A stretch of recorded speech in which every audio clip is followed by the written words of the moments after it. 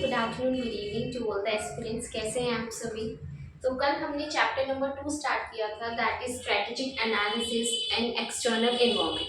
I hope कि जो हमने कल किया था वो आपने रिवाइज अब तक कर लिया होगा। सबसे पहले कल का टॉपिक हम रिवाइज करेंगे कि हमने कल किया क्या था, फिर आज का नया टॉपिक स्टार्ट करेंगे। तो इन्वायरमेंट का मतलब देखा था कि होता क्या है। इन्वायरमेंट दो तरह का होता है, एक होता है इंटरनल इन्वायरमेंट और एक होता है एक्सटर्नल इन्वायरमेंट। इंटरनल इन्वायरमेंट के अंदर हमने दो फैक्टर्स देखे थे, स्ट्रेंथ एंड वीकनेस। ये इनहेरेंट फैक्टर्स होते हैं किसी भी ऑर्गेनाइजेशन के, ठीक है। और एक्सटर्नल इन्वायरमेंट के हमने फर्दर दो फैक्टर्स देखे थे, एक था माइक्रो इन्वायरमेंट और एक था हमारा मैक्रो इन्वायरमेंट। एक्सटर्नल इन्वायरमेंट में होता क्या है, एक होती है अपॉर्चुनिटीज और एक होती है थ्रेट्स। ऑर्गेनाइजेशन अपने इंटरनल फैक्टर्स को यूज करके ग्रैब करने की कोशिश करती है, किसको, अपॉर्चुनिटीज को, और इफेक्ट को मिनिमाइज करने की कोशिश करती है थ्रेट्स की। फिर देखा कि माइक्रो इन्वायरमेंट होता क्या है एंड मैक्रो इन्वायरमेंट क्या होता है। माइक्रो इन्वायरमेंट वो होता है जिसके अंदर स्मॉल एरिया, मतलब इमीडिएट पेरिफेरी किसी भी ऑर्गेनाइजेशन की, कि वो ग्रुप ऑफ कस्टमर्स जो कि ऑर्गेनाइजेशन से कनेक्टेड तो नहीं है लेकिन उनका डायरेक्ट इम्पैक्ट आता है ऑर्गेनाइजेशन की फंक्शनिंग के ऊपर, उसकी day to day regular activities के ऊपर, लाइक उसके कस्टमर्स, सप्लायर्स, ठीक है। तो ये हमने क्या करे थे, माइक्रो एनवायरनमेंट के फैक्टर्स। देन हमने देखा कि जो हमारे एम्प्लॉयज होते हैं उनका भी एक बहुत ही ज्यादा क्रूशियल रोल होता है ऑर्गेनाइजेशन की वर्किंग के ऊपर। और अगर हमारे एम्प्लॉयज के अंदर कुछ चेंजेस आते हैं, हमारे कॉम्पिटिटर्स में कुछ चेंजेस आते हैं, हमारे कंज्यूमर्स में, सप्लायर्स में कुछ भी चेंजेस आते हैं, ये माइक्रो इन्वायरमेंट के फैक्टर्स होते हैं। ऐसा क्यों?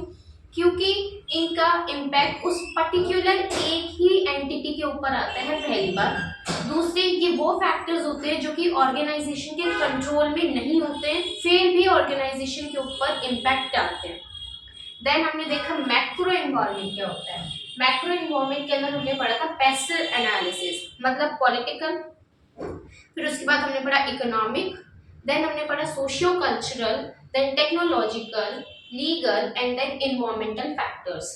ये सारे फैक्टर्स हमने देखे थे किसके अंदर, मैक्रो इकोनॉमिक इन्वायरमेंट के अंदर।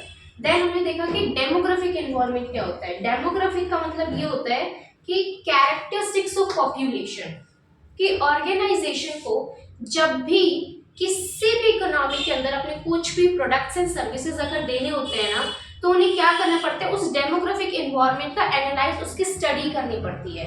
डेमोग्राफिक एनवायरनमेंट होता क्या है, मतलब कि उस एरिया के अंदर, उस ज्योग्राफी के अंदर जो भी पॉपुलेशन है उनकी कैरेक्टरिस्टिक्स सच एज कि भाई उनका एज क्या है, उनकी इनकम क्या है, क्या उनका हमारा जेंडर है, ठीक है। उसके बाद हमने क्या देखा था कि डेमोग्राफिक एनवायरनमेंट तो हमने देख लिया, उससे हमें पता चल गया कि हमें क्या क्या अपॉर्चुनिटीज मिल सकती है, क्या क्या थ्रेट्स है जो कि हमारे लिए अराइज हो सकते हैं। उसके बाद देखा कि भाई सोशियो कल्चरल एनवायरनमेंट होता क्या है। सोशियो कल्चरल एनवायरनमेंट के अंदर बेसिकली क्या आती है कि उस सोसाइटी के अंदर क्या वैल्यूज, क्या बिलीव्स फॉलो किए जाते हैं, क्या सेट ऑफ ट्रेडिशंस है जो कि उस सोसाइटी के लोग फॉलो करते हैं, क्या कल्चर है, क्या मॉरल वैल्यूज है उन लोगों की।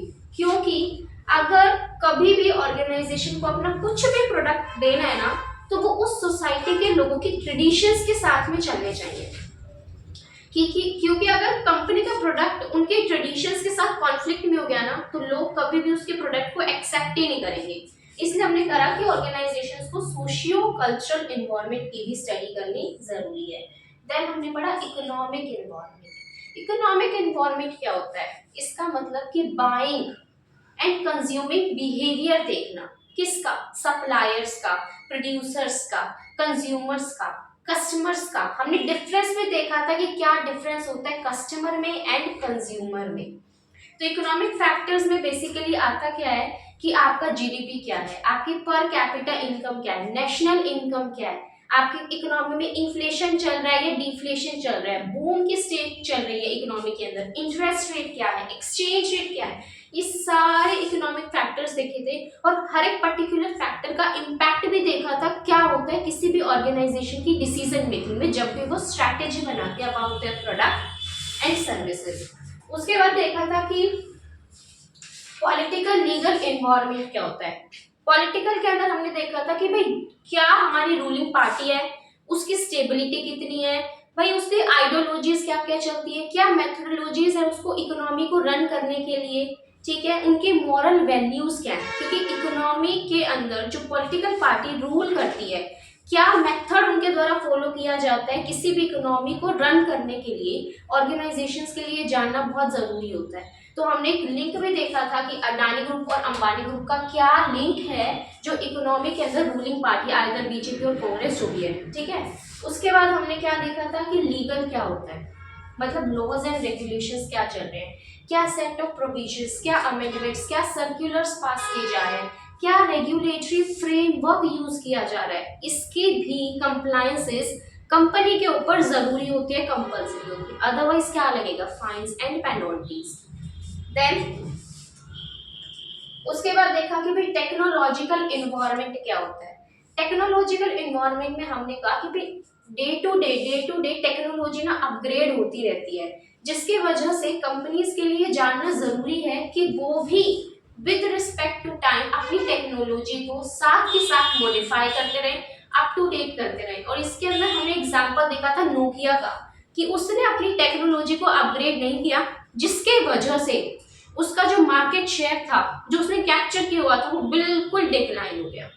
तो टेक्नोलॉजिकल इन्वायरमेंट को समझना भी जरूरी है, क्योंकि टेक्नोलॉजी के अंदर चेंज होने की वजह से the way you operate your business वो बिल्कुल चेंज होता है, the way of communication within the organisation और outside the organisation also changes. इसके अंदर हमने एक दो एग्जांपल और देखे थे कि टाटा के अंदर ऑटोमोबाइल इंडस्ट्री में रोबोटिक्स का आना, एआई का इंट्रोड्यूस होना, मशीन लर्निंग का कैसे क्या रोल प्ले किया था, हमने आईओटी भी देखा था, इंटरनेट ऑफ थिंग्स। तो ये सारे कॉन्सेप्ट्स इसके अंदर हमने कवर किए थे।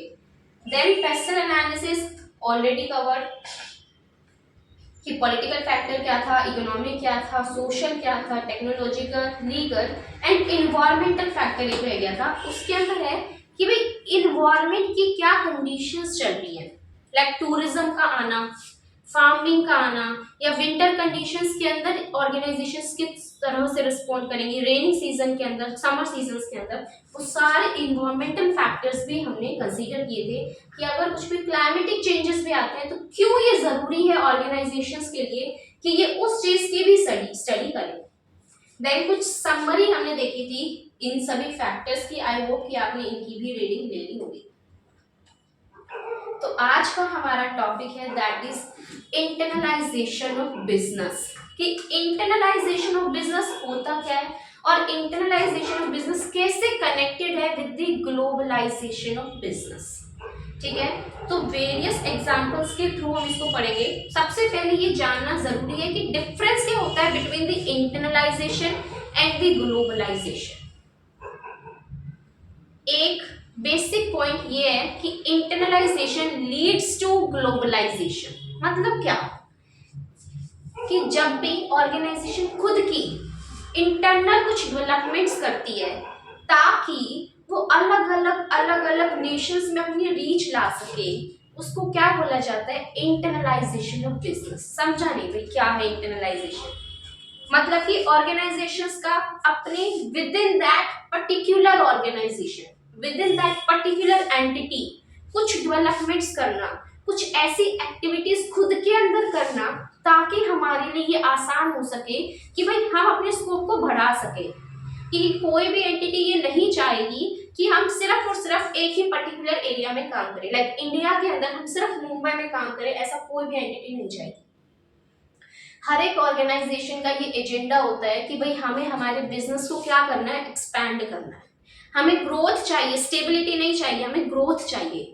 तो उसके लिए हम क्या करेंगे, अपने स्कोप को बढ़ाएंगे, लाइक अभी पूरे इंडिया को कवर करना, देन यूएसए में जाना, चाइना में जाना, मतलब वेरियस कंट्रीज के अंदर अपनी ही ऑर्गेनाइजेशन के स्कोप को एक्सपैंड करना, उसको बोला जाता है इंटरनलाइजेशन। अब आप कहेंगे ग्लोबलाइजेशन का मतलब भी तो यही होता है कि भाई हम जो होते हैं सिर्फ एक जगह पे नहीं, अक्रॉस ग्लोबल कंट्रीज, मतलब दूसरी अलग अलग कंट्रीज में अपने प्रोडक्ट्स को बेचते हैं। फर्क ये है कि ग्लोबलाइजेशन पूरी की पूरी कंट्री की बात करता है, लेकिन इंटरनलाइजेशन उस स्पेसिफिक कंपनी की बात करता है। देखेंगे हम डिफरेंस इसके अंदर। देखो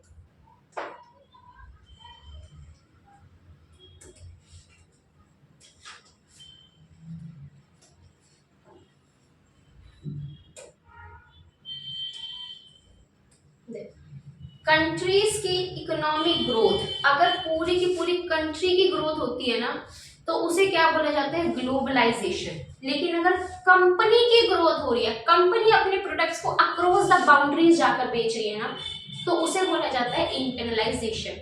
मेन डिफरेंस है यही है कि अगर हम स्पेसिफिक कंपनी के प्रोडक्ट को अलग अलग जगह पर बेचें ताकि उनको नए नए कस्टमर्स मिले, उनका मार्केट बेस बढ़े, उसको बोला जाता है इंटरनलाइजेशन। मतलब इंटरनली, खुद के अंदर ही।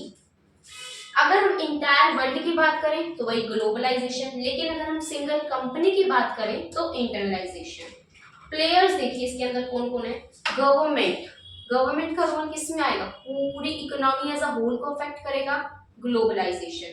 International organizations, multinational corporation, global consumers, ये किसका पार्ट है सारा, ग्लोबलाइजेशन का। लेकिन वहीं अगर इंडिविजुअल कंपनी, उस कंपनी के कस्टमर्स की बात की जाए तो क्या आता है, इंटरनलाइजेशन। अभी यही खत्म हुए हमारे पॉइंट्स, और भी है देखो। इंटरनलाइजेशन एक ऐसा प्रोसेस है जिसके अंदर हम अपने प्रोडक्ट्स एंड सर्विसेज को फॉरेन मार्केट में लेके आते हैं उस पर्टिकुलर कंपनी के। ठीक है, डेफिनेशन के अंदर भी यही लिखा है। लेकिन ग्लोबलाइजेशन की अगर बात की जाए तो उसके अंदर म्यूचुअल डिपेंडेंसी होती है कंट्रीज की। कंट्रीज अपने ट्रेड बैरियर्स को रिमूव कर देती हैं ताकि वो कंट्रीज आपस में एक दूसरे के साथ ट्रेड कर सके। लाइक आपने पढ़ा होगा कि हम इंपोर्ट ड्यूटीज, एक्सपोर्ट ड्यूटीज लगाते हैं, और गवर्नमेंट क्या करती है ना, वो अपने हिसाब से, कन्वीनियंस के हिसाब से इंपोर्ट ड्यूटीज को या तो बढ़ा देती है या कम कर देती है। लाइक और गवर्नमेंट को लग रहा है कि भाई हमारी ना डोमेस्टिक प्रोडक्ट्स की डिमांड ना बहुत ही ज्यादा कम होती जा रही है, लोग किस चीज को फेवर करते हैं कि भाई हमें तो इंपोर्टेड प्रोडक्ट्स चाहिए, तो जिसकी वजह से जो हमारे डोमेस्टिक प्रोड्यूसर्स हैं वो प्रोड्यूस ही नहीं करते प्रोडक्ट्स को। इकोनॉमी क्या होती है, बिल्कुल गिर जाती है, मैन्युफैक्चरिंग नहीं होती। मैन्युफैक्चरिंग नहीं होगी अगर तो एम्प्लॉयमेंट जनरेट नहीं होगी, एम्प्लॉयमेंट जनरेट नहीं होगी तो लेवल ऑफ इनकम जनरेट नहीं होगा, और इकोनॉमी के अंदर क्या आ जाएगा, डिप्रेशन की स्टेट आ जाएगी। उसको टैकल करने के लिए गवर्नमेंट क्या करेगी, इंपोर्ट ड्यूटी को रेज कर देगी। इंपोर्ट ड्यूटी के रेज होने की वजह से क्या होगा कि आपका जो प्रोडक्ट है जो इंपोर्ट हो रहा था उसके प्राइसेस बढ़ जाएंगे। प्राइसेस के बढ़ने की वजह से वो एक्सपेंसिव मिलने लग जाएगा हमारी डोमेस्टिक इकोनॉमी में, और लोग क्या कहेंगे, भाई एक्सपेंसिव प्रोडक्ट नहीं हम अफोर्ड कर सकते, हम तो अपने डोमेस्टिकली प्रोड्यूस चीपर प्रोडक्ट्स को ही परचेज करेंगे। तो उस इंपोर्ट ड्यूटी, एक्सपोर्ट ड्यूटी को कम करना किसका पार्ट है, ग्लोबलाइजेशन का। क्यों, क्योंकि इसमें पूरी इकोनॉमी एज अ होल, पूरी कंट्री को, इकोनॉमी के अंदर जितनी भी इंडस्ट्रीज है उन सभी को, हर एक कंपनी को अफेक्ट किया है। तो ये क्या होता है हमारा ग्लोबलाइजेशन। तो जब कभी भी फोकस होता है ना अपने बिजनेस को एक्सपेंड करने का तो इंटरनलाइजेशन, लेकिन जब फोकस होता है कंट्री को एक्सपेंड करने का तो ग्लोबलाइजेशन। मतलब दोनों का सेम होता है कि हमें हमारी जो ग्लोबल रीच है उसे बढ़ाना है, हमें हमारा मार्केट शेयर बढ़ाना है, भाई कस्टमर बेस हमें ज्यादा चाहिए। आ जाते हैं अपने बुक पे कि इंटरनलाइजेशन की वजह से ये पॉसिबल हुआ है कि हम एंटर करते हैं नई नई मार्केट के अंदर ताकि हमारी अर्निंग्स बढ़े और हमें चीपर रिसोर्सेज अवेलेबल हो जाए। अभी चीपर रिसोर्सेज कैसे अवेलेबल होगा, सीधा सा फंडा है कि अगर हम यूएसए के अंदर देखें ना तो जो हमारे एमबीए ग्रेजुएट्स होते हैं ना वो ज्यादा एक्सपेंसिव मिलते हैं, लेकिन क्यों वे लोग हमारे इंडिया के अंदर आकर अपनी मैन्युफैक्चरिंग करते हैं, इस वजह से क्योंकि इंडिया के अंदर जो ग्रेजुएट्स के चार्जेस है ना वो उनके कंपैरिजन में बहुत ही ज्यादा चीपर है। तो ग्लोबलाइजेशन अगर होगा तो यूएसए वाले क्या करेंगे, अपने प्रोडक्ट्स को इंडियन मार्केट के अंदर भी प्रोड्यूस करने लगेंगे, सेल करने लगेंगे। जब वो अपने मैन्युफैक्चरिंग प्लांट्स यहाँ पर ओपन करेंगे तो उन्हें रिसोर्सेज क्या है, चीपर रेट्स के ऊपर अवेलेबल हो जाएंगे। तो ये सभी किसके वजह से पॉसिबल हुआ, ग्लोबलाइजेशन, इंटरनलाइजेशन। तो ग्लोबलाइजेशन के अंदर किसका रोल आता है, गवर्नमेंट का रोल आता है, क्योंकि उन्होंने ट्रेड बैरियर्स को रिमूव किया है। देन कहते हैं कि एक्सपेंड करना बिजनेस को ताकि हमारे बिजनेस की लाइफ स्पैन प्रोडक्ट्स की बढ़ सके। सेम चीज, इससे बहुत सारी अपॉर्चुनिटीज भी अराइज होती हैं और बहुत सारे थ्रेट्स भी अराइज हो जाते हैं। अभी कुछ एग्जांपल्स हम पढ़ते हैं कि कौन कौन सी वो कंपनीज थी जिन्होंने इंटरनलाइजेशन किया या जिन्होंने ग्लोबलाइजेशन किया। जैसे कि अगर हम एग्जांपल देखते हैं, one of the very famous हमारा हल्दीराम। आज हल्दीराम क्या कर रहा है, बहुत ही ज्यादा एक्सपोर्ट कर रहा है, एमडीएच एक्सपोर्ट बहुत ज्यादा कर रहा है। तो ये वो कंट्रीज हैं जो हमारी इंडियन इकोनॉमी से जिन्होंने एक्सपोर्ट किया, तो वो क्या हो गया, globalization. Like Haldiram, MDH. Samsung देख लीजिए, उसने इंपोर्ट किया, वो इकोनॉमी बाहर से हमारी इकोनॉमी के अंदर आ गई वो कंपनी। तो ये था इंपोर्ट का एग्जाम्पल, किसमें, ग्लोबलाइजेशन में। और एग्जाम्पल अगर आप देखें एप्पल का देख लो, यूएसए कैलिफोर्निया बेस्ड कंपनी है और वो इंडिया के अंदर आ गई। देन हम बात अगर करते हैं रिलायंस, टीसीएस, इन्फोसिस, बजाज, ये सभी क्या है, ग्लोबलाइजेशन है। तभी ये कंपनीज इतनी ज्यादा वाइडर हैं कि ये global economy as a whole को आज कैप्चर करती है। यही यहाँ उसके बाद जो हमारी वीवो है वो बाहर की कंपनी है, हुंडई है, उसने बहुत ज्यादा किया है ग्लोबलाइजेशन का यूज। पिज्जा हट, केएफसी, डोमिनोज, ये सारी यूएसए बेस्ड कंपनीज हैं जो कि इंडियन इकोनॉमी के अंदर भी आज अपने प्रोडक्ट्स को सेल कर पा रही है। किस वजह से, क्योंकि उन्होंने इंटरनलाइजेशन के कॉन्सेप्ट को यूज किया, उसे समझा। और डेल हो गया, एचपी हो गया, डाइकिन हो गया, इन सभी ने भी किस चीज को यूज किया है, इंटरनलाइजेशन, ग्लोबलाइजेशन को। तो ये कुछ एग्जांपल्स लिख लेना ताकि आपको फायदा हो जाए। नेक्स्ट, क्या कैरेक्टरिस्टिक्स क्या होती हैं ग्लोबल कंपनीज की। अभी हमें कैसे पता चलेगा कि भाई ये कंपनी जो है ना उसने ग्लोबलाइजेशन किया है, किन चीजों को देखकर हमें पता चलता है कि भाई ये कंपनी ना ग्लोबल कंपनी है, या ये कंपनी डोमेस्टिक कंपनी है कि इसने ग्लोबलाइजेशन या इंटरनलाइजेशन नहीं किया। तो कंपनीज को ग्लोबलाइजेशन करने के लिए, एक ग्लोबल इकोनॉमी बनने के लिए ना कुछ फॉलोइंग कैरेक्टरिस्टिक्स होती हैं जो कि पूरी करनी पड़ती है। सबसे पहला होता है कॉमन ओनरशिप। कॉमन ओनरशिप का मतलब क्या, कि जितनी भी कंट्रीज के अंदर वो कंपनी, वो ऑर्गेनाइजेशन अपने प्रोडक्ट्स को सेल कर रही है, उस कंपनी का नाम सेम ही जाना जाएगा हर जगह। मतलब क्या, ओनरशिप का सेम होना। Like Apple incorporation, Apple INC, company का नाम क्या है, एप्पल आईएनसी। अगर आप इस नाम को चाइना में जाके देख लो, यूएसए में देख लो या इंडिया में देख लो, हर जगह ये सेम ही नाम से जानी जाएगी, एप्पल इनकॉर्पोरेशन। तो ये क्या है कि उस ऑर्गेनाइजेशन का नाम हर एक कंट्री के अंदर सेम ही जाना जाता है, दैट इज कॉमन ओनरशिप। दूसरा, कॉमन पूल ऑफ रिसोर्सेज। मतलब क्या, रिसोर्सेज मतलब फंड्स, कि वो एप्पल अपने फोन्स को बेच कर जितने भी फंड्स इकट्ठा करेगा ना, वो सारे के सारे एक ही जगह पर होंगे पूरी global economy as a whole के। चाहे उन्होंने अपने प्रोडक्ट्स कहीं पे भी क्यों ना बेचे हो, चाहे कहीं पे भी अपने प्रोडक्ट्स क्यों ना बेचे हो, लेकिन एक ही जगह पर सारे प्रोडक्ट्स का, रिसोर्सेज का इकट्ठा होना जरूरी है। लाइक एप्पल की ही अगर बात की जाए तो उनके अंदर ये कहाँ की कंपनी है, यूएसए की है, इसका हेडक्वार्टर क्या है, कैलिफोर्निया में है। तो अगर एप्पल जितने भी अभी फोन्स को बेचकर जितने भी फंड्स उसने रेज किए हैं ना, जितना भी पैसा कमाया है, वो सारा का सारा पैसा कहाँ जाता है, वो सीधा कैलिफोर्निया के उसके हेडक्वार्टर के अंदर जाता है। ऐसा नहीं है अगर उसकी कोई एंटिटी यूएसए में भी है, चाइना में भी है, इंडिया में भी है, तो वहां लग जाएगा पैसा, नहीं। सारा पैसा जितना भी उसने लोगों से इकट्ठा किया ना, वो सारा का सारा कैलिफोर्निया के हेडक्वार्टर में ही जाएगा। इसको बोलते हैं कॉमन पूल ऑफ रिसोर्सेज, कि सारे रिसोर्सेज एक ही जगह पर इकट्ठे हो जाएंगे। ठीक है। और थर्ड होता है कॉमन स्ट्रैटेजी, कि चाहे आप कहीं पे भी प्रोडक्ट्स को बेच लो भाई, हमें मैटर नहीं करता कि किस कंट्री के अंदर प्रोडक्ट्स को बेच रहे हैं, लेकिन जो आपकी स्ट्रैटेजी होगी ना प्रोडक्ट्स को बेचने की, वो सब जगह सेम होनी चाहिए। लाइक अलग अलग तरह की स्ट्रैटेजीज आती है। कोस्ट लीडरशिप हमने देख लिया, डिफरेंशिएशन, प्राइस स्कीमिंग, ठीक है, focus strategy, focus leadership, focused cost differentiation. तो ये सभी चीजें ना हम देखते हैं, अलग अलग स्ट्रैटेजीज होती है। तो लेकिन अगर आपकी कंपनी को ग्लोबल कंपनी बनना है ना, तो कॉमन स्ट्रैटेजी का होना जरूरी है। अब इसका भी कुछ एग्जांपल दो। एग्जांपल इसका ये कि एप्पल जो है ना अपनी स्ट्रैटेजी प्राइस स्कीमिंग यूज करता है।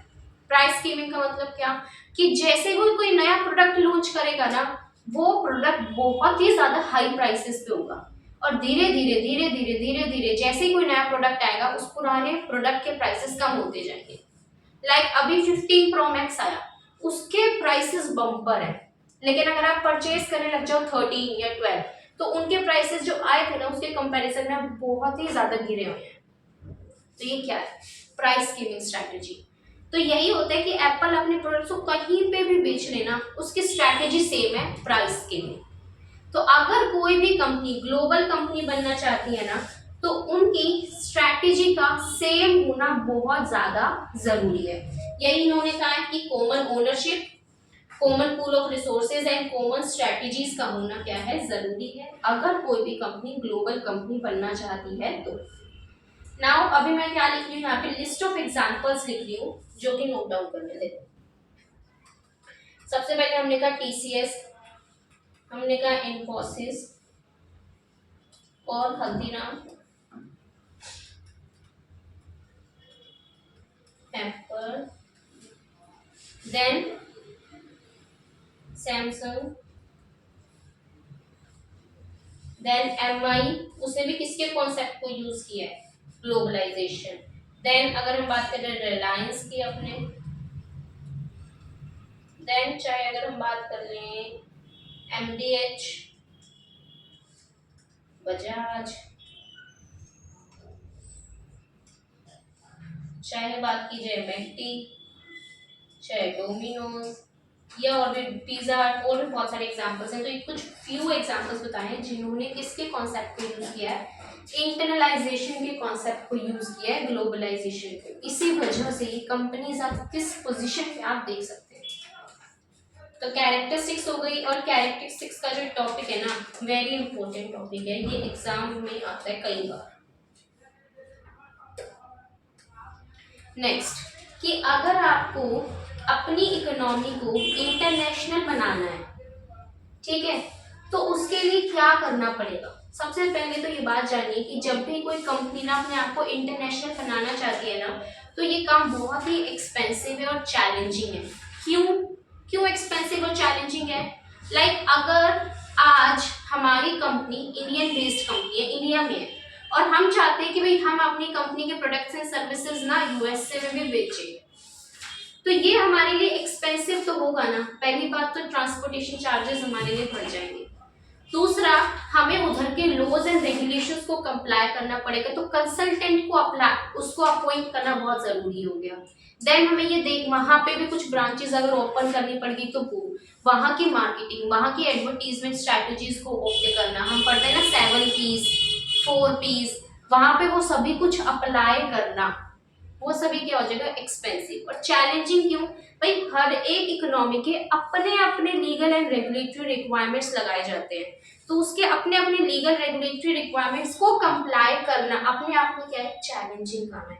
तो जब भी कोई कंपनी ना अपने आप को इंटरनेशनल बनाना चाहती है, तो उस इंटरनेशनल डेवलपमेंट को करने के लिए ना ये बहुत ही ज्यादा क्या है? एक्सपेंसिव और चैलेंजिंग एक्टिविटी है। लेकिन फिर भी हम करना चाहते हैं, फिर भी अपनी कंपनी को इंटरनेशनल बनाना चाहते हैं, तो क्या स्टेप्स फॉलो किए जाएंगे अपनी ऑर्गेनाइजेशन को इंटरनेशनल ऑर्गेनाइजेशन बनाने के लिए? तो इंटरनेशनल स्ट्रैटेजिक प्लानिंग करनी पड़ेगी आपको। क्या करनी पड़ेगी? International strategic planning. Strategic planning हमने कहा था कि कुछ ऐसा सोच विचार करके पूरा ब्लूप्रिंट प्रिपेयर कर देना कि कैसे ऑर्गेनाइजेशन के अंदर कोई भी काम किया जाएगा, ताकि हम अपने गोल्स, हमारे ऑब्जेक्टिव्स, हमारा मिशन और विजन उसे अचीव कर सके, उसे अकम्प्लिश कर सके। ठीक है, ये स्ट्रैटेजिक प्लानिंग थी। लेकिन अगर हमें इंटरनेशनल स्ट्रैटेजिक प्लानिंग बनानी है, तो फिर क्या स्टेप्स एंड प्रोसीजर्स फॉलो किए जाएंगे? क्योंकि इस टाइम पे आप सिर्फ एक इकोनॉमी के बारे में नहीं सोच रहे हैं, आप पूरे वर्ल्ड को सोच के अपनी स्ट्रैटेजीज बना रहे हैं। भाई अगर पहले आपकी इंडिया के अंदर कोई कंपनी थी ना, तो वो जब भी अपनी स्ट्रैटेजी बना रही थी तो इंडिया की स्टडी करके फिर बना रही थी। लेकिन जैसे ही उसने अपने आप को ग्लोबल बनाया ना, तो उसको पूरे वर्ल्ड की स्टडी करनी पड़ेगी, फिर उसे प्लानिंग करनी पड़ेगी। तो वो जो स्ट्रैटेजिक प्लानिंग की जाती है इंटरनेशनल वाली, उसके क्या स्टेप्स फॉलो किए जाते हैं? सबसे पहले हमें देखना पड़ेगा कि ग्लोबल अपॉर्चुनिटीज एंड थ्रेट्स क्या हैं। क्योंकि आज अगर मुझे कोई दूसरी इकोनॉमी के अंदर जाना है ना, तो पहले ये देखना पड़ेगा भाई क्या क्या अपॉर्चुनिटीज मुझे दिख रही है एक्सटर्नल इन्वायरमेंट में, और क्या क्या थ्रेट्स हैं उस इकोनॉमी के अंदर जो कि मेरी कंपनी की पोजीशन को हैम्पर कर सकते हैं। ठीक है, तो पहले किसी भी इकोनॉमी के अंदर एंटर करने के लिए उस ग्लोबल इकोनॉमी को ना मैं देखूंगी भाई इसमें क्या क्या अपॉर्चुनिटीज हैं, ताकि मैं अपनी स्ट्रेंथ को यूज करके उन अपॉर्चुनिटीज को ग्रैब कर सकूं, और क्या क्या थ्रेट्स हैं ताकि हम अपनी स्ट्रेंथ को यूज करके उन थ्रेट्स के इफेक्ट को कम कर सकें। तो सबसे पहले आपको क्या देखना होगा, थ्रेट्स एंड अपॉर्चुनिटीज क्या क्या है। दूसरा, आपको बताऊंगा कि स्कोप क्या है, मतलब कि कोई भी एंटिटी के स्कोप ऑफ एक्टिविटीज क्या दायरा है उनकी एक्टिविटीज का। तीसरा, आपको अपने ग्लोबल ऑब्जेक्टिव्स बनाने पड़ेंगे। हमने पढ़ा था कि गोल्स क्या होते हैं, ऑब्जेक्टिव्स क्या होते हैं चैप्टर नंबर 1 में। तो सेम वही चीज है कि आपको अभी क्या बनाने पड़ेंगे, ग्लोबल ऑब्जेक्टिव्स बनाने पड़ेंगे। वही पूरे ग्लोबल इकोनॉमी को कंसीडर करके अब आप अपने क्या करेंगे, सेट करेंगे एग्जाम ऑब्जेक्टिव्स। जैसे कि जब हमने कहा था कि मुकेश अंबानी जी आए और उन्होंने कहा कि भाई मुझे तो 60% शेयर चाहिए, एट प्रेजेंट उनका कितना था, 25% था। तब उन्होंने किस इकोनॉमी को देखा था, इंडियन इकोनॉमी को देखा। लेकिन अगर अब उन्हें ग्लोबल देखनी है, ठीक है, तो ग्लोबली के लिए शायद क्या पता वो 80% चाहे। तो अभी आपको क्या बनाना पड़ेगा, अपने ग्लोबल बिजनेस के ऑब्जेक्टिव सेट करने पड़ेंगे। देन अलग अलग कॉर्पोरेट स्ट्रेटजीज बनानी पड़ेगी, ठीक है, ग्लोबल बिजनेस के लिए एंड होल ऑर्गेनाइजेशन के लिए। भाई आपकी ऑर्गेनाइजेशन की क्या कॉर्पोरेट लेवल स्ट्रेटजीज हैं और आपके पूरे ग्लोबल बिजनेस की क्या कॉर्पोरेट लेवल स्ट्रेटजीज हैं, अलग अलग वो स्ट्रेटजीज भी हम सेट करेंगे, ताकि जो हमारी इंडिविजुअल ऑर्गेनाइजेशन के लिए हमने जो स्ट्रेटजी सेट किया है और पूरी ग्लोबल कंपनी को देखकर जो हमने स्ट्रेटजी सेट की है वो आपस में इन ट्यून हो, इन कॉन्फ्लिक्ट नहीं होनी चाहिए। तो इसीलिए सबसे पहले हमने क्या देखा कि आपने अगर कोई भी स्टेप्स हम क्या फॉलो करते हैं इंटरनेशनल स्ट्रैटेजिक प्लानिंग में, तो क्या थे बताइए। सबसे पहले हमने देखे कि अपॉर्चुनिटीज एंड थ्रेट्स देखना, क्योंकि अगर आज मैं किसी भी नई इंडस्ट्री मार्केट के अंदर एंटर करूंगी ना, तो ये देखना तो पड़ेगा ना कि क्या अपॉर्चुनिटीज क्या थ्रेट्स है। अदरवाइज बस ऐसे बैठे हैं, पता है नहीं कि क्या अपॉर्चुनिटीज है, तो आप कॉम्पिटिटिव एडवांटेज क्रिएट ही नहीं कर पाएंगे, अपनी ऑर्गेनाइजेशन के अंदर कोर कॉम्पिटेंसीज ला ही नहीं पाएंगे। तो पहले क्या देखा हमने, अपॉर्चुनिटीज एंड थ्रेट्स। फिर हमने क्या बताया कि स्कोप क्या है, फिर हमने क्या बताया कि हमारे ग्लोबल ऑब्जेक्टिव्स क्या है, एंड देन हमने अलग अलग कॉर्पोरेट लेवल की स्ट्रैटेजी सेट कर दी। बस इतनी सी चीज थी किसके अंदर, स्टेप्स में। फिर एक दिमाग में क्वेश्चन आया कि भाई हमने देख लिया मतलब क्या होता है इंटरनलाइजेशन का, मतलब क्या होता है ग्लोबलाइजेशन का। फिर ये भी देखा कि भाई अगर कोई भी कंपनी ग्लोबल है ना तो उसकी क्या कैरेक्टरिस्टिक्स होंगी। हमने कहा अच्छा, फिर हमने कहा ये तो हो गया, फिर स्टेप्स क्या क्या फॉलो करने पड़ेंगे अगर आपको अपनी स्ट्रैटेजिक प्लानिंग करनी है ग्लोबल। हमने कहा ओके। फिर ये कहते हैं कि आपको फायदे क्या हैं, क्या बेनिफिट्स आपको मिल रहे हैं ग्लोबलाइजेशन के। ये चीज तो आई ना कि इतना सब कर लिया कि ये कब होना चाहिए, ये होना चाहिए, ये सारे प्रोसीजर होंगे, बड़ा ही ये हमारा चैलेंजिंग एक्टिविटी है, बहुत ही एक्सपेंसिव है, आपको फायदे क्या मिल रहे हैं ये ग्लोबलाइजेशन करके, ये चीज तो हमेशा आती है। तो why do business go for globalization, क्यों आपको अपना बिजनेस ग्लोबल करना चाहिए, इसके अंदर आपको क्या बोल सकते हैं कि बेनिफिट्स क्या है ग्लोबलाइजेशन के। इस क्वेश्चन की फॉर्मेटिंग इस तरह से भी आ सकती है कि क्या क्या हमें बेनिफिट्स मिलते हैं ग्लोबलाइजेशन करने के। तो why do companies go for globalization का मतलब क्या होता है कि आपको ग्लोबलाइजेशन करने के क्या क्या बेनिफिट्स मिल रहे हैं, बेनिफिट्स ऑफ ग्लोबलाइजेशन। क्यों कंपनीज अपने आप को ग्लोबल इकोनॉमी के अंदर लेकर आ रहे हैं, क्यों ग्लोबल कंपनीज बने हम, क्या फायदे हमें मिल रहे हैं। देखो बहुत सारे फायदे हैं। इस चीज को हम जैसे करते आए हैं, दिमाग में बनाएंगे केस स्टडी एंड देन पढ़ेंगे कि कोई भी इकोनॉमी अगर ग्लोबल कोई भी कंपनी अगर अपने आप को ग्लोबल कंपनी बनाती है तो उसको क्या फायदे मिलते हैं, सोचिए पहले थोड़ा सा और खुद से, देन मैं बताती हूँ क्या मिलेंगे। केस स्टडीज की तरह हम इसको करेंगे ताकि हमें याद हो जाए।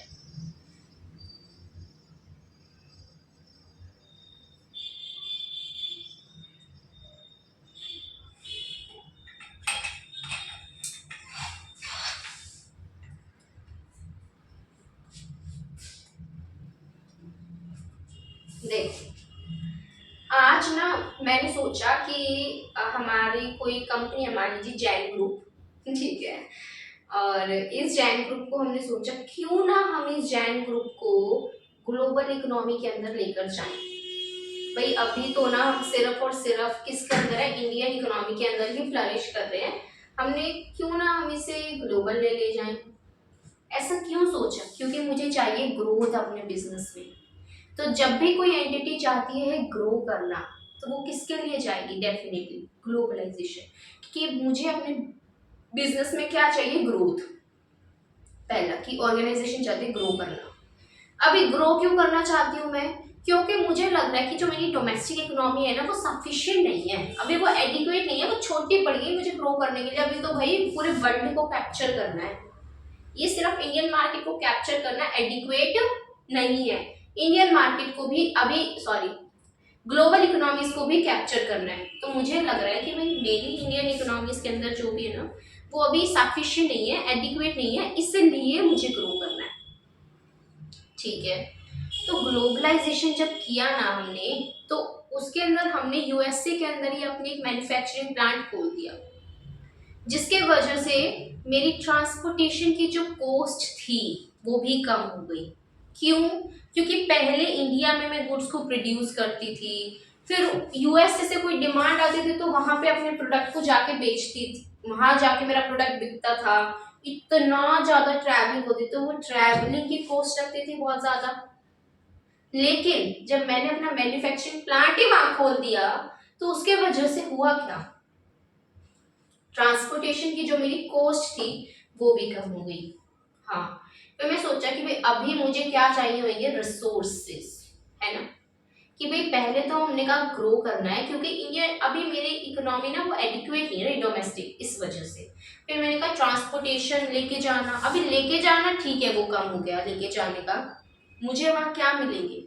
Cheaper source of raw material, cheaper resources मिलेंगे, भाई चीपर लेबर अवेलेबल हो जाएगी। ठीक है, तो चीपर लेबर का अवेलेबल हो जाना इज ऑल्सो व्हाट, बताइए, बेनिफिट ऑफ ग्लोबलाइजेशन। लाइक आपको पता है जो कैसियो है, इंडिया के ब्रांड है ही नहीं, तो कैसियो का जापान से इंडिया के अंदर आना क्यों हुआ? क्योंकि उन्हें लगा कि भाई इंडिया के अंदर जो कैलकुलेटर्स का ट्रेंड है ना, वो ज्यादा है as compare to the Japan. उन्होंने कहा वहां उसकी इतनी डिमांड हो ही नहीं रही है, अगर हम अपनी कंपनी को ग्लोबल कंपनी बनाएंगे ना, तो यहाँ आकर हमारे प्रोडक्ट्स ज्यादा डिमांडेड किए जाएंगे लोगों के द्वारा। इस वजह से उनको लगा कि मेरी डोमेस्टिक इकोनॉमी ना सफिशिएंट नहीं है, वहां प्रोडक्ट की उतनी डिमांड हो ही नहीं रही जो हम चाहते हैं, इसलिए उन्होंने अपने क्या किया? ग्लोबलाइजेशन किया, मतलब वो इंडिया के अंदर भी आए।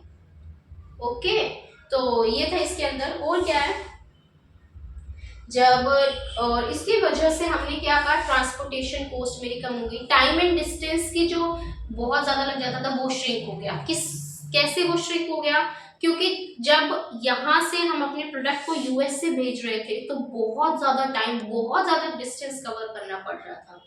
लेकिन जब यूएसए में एक मैन्युफैक्चरिंग प्लांट ओपन कर दिया, तो फिर मेरा टाइम और जो डिस्टेंस लग रहा था वो भी क्या हो गया? श्रिंक हो गया। और इसके अंदर क्या है कि हमें फाइंड करते हैं फॉरेन मार्केट्स को भी। हाँ, हमें नई नई मार्केट मिलती है, तो हमारा क्या होता है? मार्केट शेयर बढ़ता है, हमें ग्रो करने के चांसेस ज्यादा मिल जाते हैं। और उसके बाद हमने क्या कहा कि हमारे अभी ग्लोबलाइजेशन का ट्रेंड अभी पता है क्यों फैल रहा है और भी ज्यादा? क्योंकि गवर्नमेंट ने क्या कर दिया है? प्राइवेटाइजेशन। प्राइवेटाइजेशन का मतलब क्या होता है कि गवर्नमेंट का जो खुद का इंटरफेरेंस था ना, वो उसने कम कर दिया है। गवर्नमेंट ने अपने बहुत सारे सेक्टर्स ना पब्लिक सेक्टर को दे दिए कि भाई तुम मैनेज करो इसको, प्राइवेट सेक्टर को दे दिए कि तुम मैनेज करो इसको। तो प्राइवेटाइजेशन मतलब जब गवर्नमेंट का रोल कम हो जाता है ना, उसको बोला जाता है प्राइवेटाइजेशन। और जो हमारे प्राइवेट सेक्टर की जो इन्वॉल्वमेंट होती है उसका बढ़ना। तो जापान ने कैसियो ने जो जापान में था वो इंडिया के अंदर क्यों आया?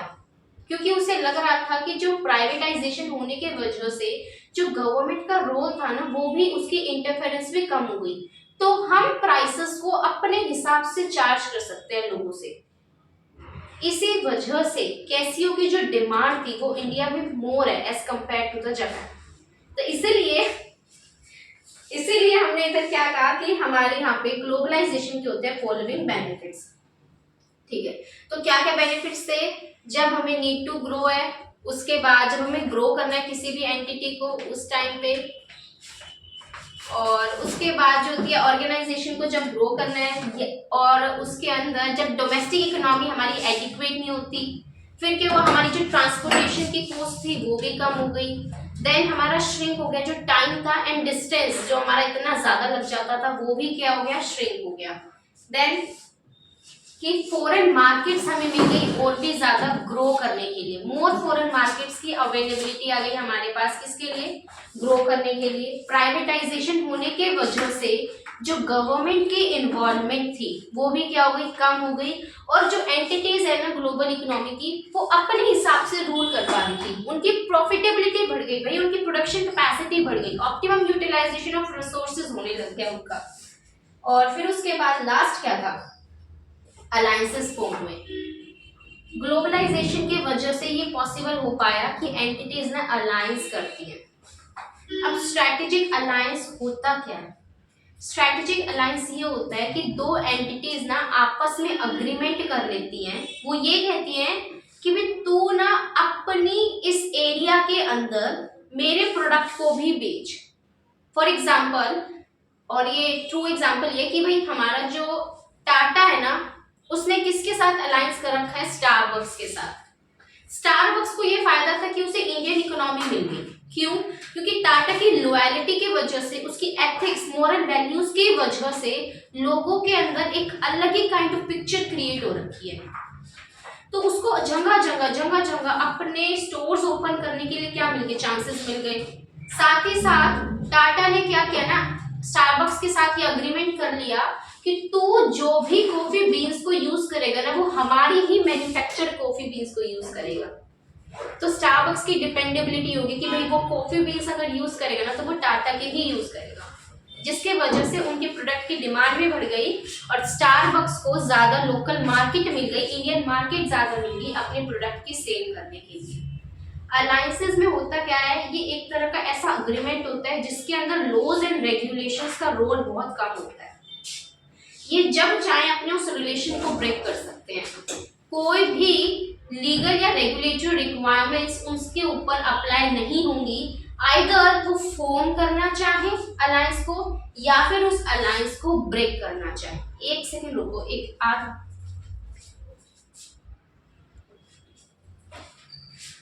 तो जैसे कि हमने क्या कहते हैं ना कि अलायंसेस के अंदर तो जैसे गर्लफ्रेंड और बॉयफ्रेंड का एक रिलेशन होता है ना, जब मन चाहे आ गया और जब मन क्या भाई इट्स नॉट वर्किंग तो खत्म। सेम वैसे ही अलायंस होता है, वेरी शॉर्ट टर्म होता है, जब चाहे एंटिटीज उसे ब्रेक कर सकती हैं। इसके वजह से बहुत सारे बेनिफिट्स आपको मिलते हैं, लेकिन कुछ डिसएडवांटेजेस भी होते हैं जो कि हम आगे बहुत ही डीप मैनर में स्टडी करेंगे, क्योंकि ये जो टॉपिक है ना स्ट्रैटेजिक अलायंस, ये पूरा टॉपिक है आगे के चैप्टर्स में। ठीक है, तो हमने क्या कहा कि भाई ग्लोबलाइजेशन की वजह से ना स्टारबक्स कहाँ पे आ सका, इंडियन इकोनॉमी के अंदर आ सका, और उसे कॉम्पिटिटिव एडवांटेज किसके वजह से मिल गया, टाटा के वजह से, कि उसे एज मिल गया ओवर अदर कैफेज के ऊपर, ओवर अदर ब्रांड्स के ऊपर, क्योंकि टाटा की मॉरल वैल्यूज जो थी, टाटा का जो एक माइंडसेट कर रखा था टाटा ने लोगों के दिलों में, उनके दिमाग में, तो उसके वजह से किसको बेनिफिट मिल गया, स्टारबक्स को। बस यही बात थी कि आपको एक कंपैरेटिव कॉम्पिटिटिव एडवांटेज मिल जाता है और आप एक स्ट्रेटेजिक अलायंस फॉर्म कर पाते हैं। तो rise of services to constitute largest single sector in the world. हाँ, कि भाई हम क्या करते हैं, पूरी इकोनॉमी को एक ग्लोबल इकोनॉमी बना देना। अगर आप इधर एक टर्म पढ़ेंगे ना, ग्लोबलाइजेशन का मतलब होता क्या है, मैंने इधर लिखा था कि इंटीग्रेशन करना world into one huge market, मतलब इंटीग्रेट कर देना पूरा वर्ल्ड ना मेरे लिए एक मार्केट बन जाती है। ग्लोबलाइजेशन होने की वजह से क्या होगा, ये पूरा वर्ल्ड, पूरा यूनिवर्स, पूरा ग्लोब मेरे लिए क्या है, एक मार्केट है। तो इंटीग्रेशन कर लेना यही है कि आपके लिए एक लार्ज सिंगल वन, सेक्टर बन जाता है इंटीग्रेशन करके। क्या क्या बेनिफिट्स आए फटाफट से बताइए। क्यों कंपनीज को ग्लोबलाइजेशन करना चाहिए? क्योंकि जब इच्छा आई मेरे अंदर ग्रो करने की, साथ ही साथ सिर्फ ग्रो करना नहीं, हमने सोचा कि भाई डोमेस्टिक इकोनॉमी ना सफिशिएंट नहीं है, हमें और एक्सपैंड करना है। उस वजह से भी हमें इंटरनलाइजेशन, ग्लोबलाइजेशन की बेनिफिट मिली। फिर उसके बाद हमने कहा कि ट्रांसपोर्टेशन की जो कॉस्ट थी वो भी कम हो गई। फिर हमने कहा कि जो टाइम एंड डिस्टेंस था ना वो भी श्रिंक हो गया। हमें रिसोर्सेज बहुत ही चीपर मिलने लग गए भाई, चीपर लेबर हमें अवेलेबिलिटी हो गई। हमारा पूरी इंटीग्रेशन हो गया, पूरी वर्ल्ड इकोनॉमी जो थी ना उसकी पूरी मार्केट एक मार्केट हमारे लिए बन गई। और उसके वजह से क्या हुआ जी, एक लार्जेस्ट सिंगल सेक्टर मिल गया। स्ट्रैटेजिक अलायंसेस हम फॉर्म कर पाए और उस स्ट्रैटेजिक अलायंस को फॉर्म करने से comparative and competitive advantage organisations को मिले। एंड देन प्राइवेटाइजेशन होने की वजह से गवर्नमेंट का इंटरफेरेंस कम हो गया। एंड देन इस वजह से भी हमें किसका बेनिफिट मिल गया? ग्लोबलाइजेशन का बेनिफिट मिल गया। तो यहाँ खत्म हो जाते हैं आपके बेनिफिट्स ऑफ ग्लोबलाइजेशन। क्लियर हो गई बात? ये बड़ा ही, ये जो टॉपिक है ना मैं आपको बताऊं, ये माइक्रो इन्वायरमेंट, मैक्रो इन्वायरमेंट, ये न्यू इंट्रोड्यूस टॉपिक है, पहली बात तो वो।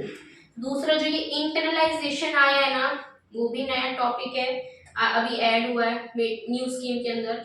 और ये जो डेवलप कैसे करेंगे हम इंटरनेशनली, ये भी एक नया टॉपिक ही अभी ऐड हुआ है न्यू स्कीम के अंदर, पहले नहीं था।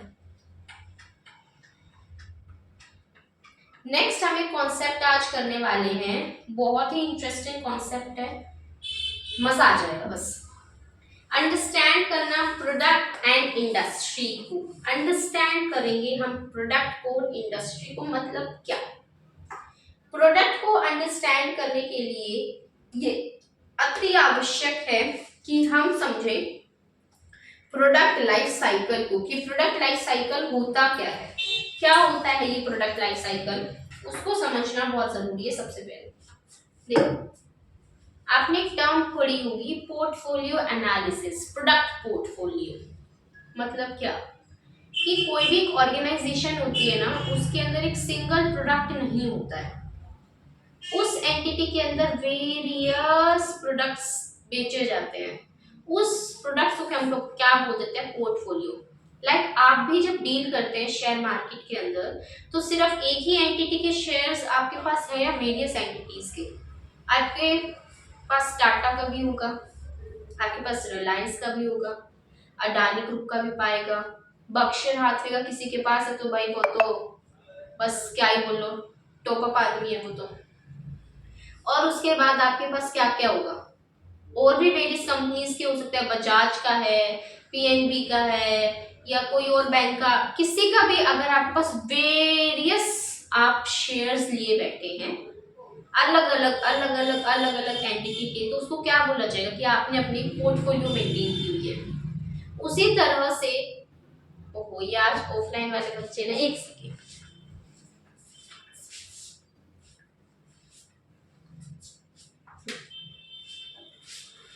हाँ, तो उसी तरह से कहाँ थी मैं, ये बुला रहे हैं मुझे।